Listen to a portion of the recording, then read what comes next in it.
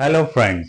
आज हम सीखेंगे जब कस्टमर ये कहता है कि मैंने ऑलरेडी फिक्स डिपॉजिट में इन्वेस्ट किया हुआ है। फिक्स डिपॉजिट में जब कस्टमर इन्वेस्ट करता है या तो वो 5 साल से ज़्यादा के लिए करता है या 5 साल से कम के लिए करता है।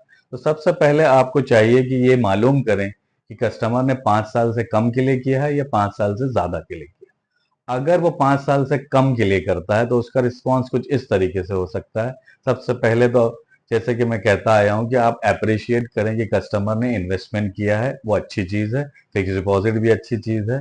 तो आपको इस तरीके से शुरुआत करना है। फिर आपको बताना है कि अगर आप फिक्स डिपॉजिट का जो आपका पीरियड है, अगर वो 5 साल से कम है तो आपको टैक्स का कोई भी बेनिफिट नहीं मिलेगा। जब आपका फिक्स डिपॉजिट मैच्योर होगा तो आपको उस पर टैक्स लगेगा।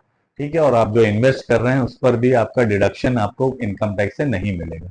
जबकि मैं जो आपको लाइफ इंश्योरेंस प्लान देने वाला हूं उसमें प्रीमियम को आपको एटीसी में टैक्स बेनिफिट होगा, और आपको जो मेच्योरिटी पे पैसे मिलेंगे वो 1010D से आपको उसको टैक्स का बेनिफिट मिलेगा।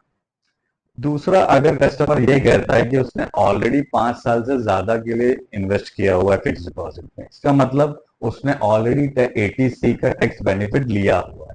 अब हमें यहाँ ये बात करनी है कि आपका जो टेन्योर है या जो पीरियड है फिक्स डिपॉजिट का वो सिर्फ 5 सालों का है।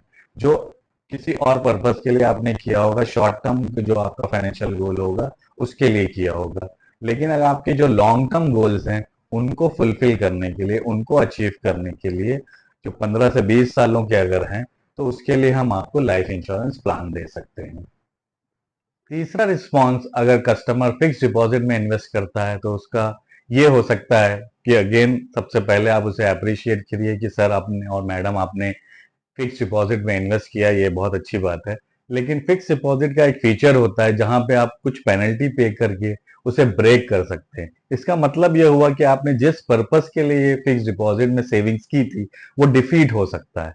जबकि अगर आप लाइफ इंश्योरेंस में इन्वेस्ट करते हैं तो उसमें एक लॉक इन पीरियड होता है 5 सालों का, और उसके बाद भी आपको लोन की सहूलत दी जाती है ताकि आप किसी भी सिचुएशन में, किसी भी हालात में आप उसे ब्रेक ना करें और आप अपने पर्पस से हटे नहीं, ताकि जो आपका मकसद है, जो आपका पर्पस है वो सेविंग्स का, वो पूरा हो, आपकी टारगेटेड सेविंग को आप अचीव करें।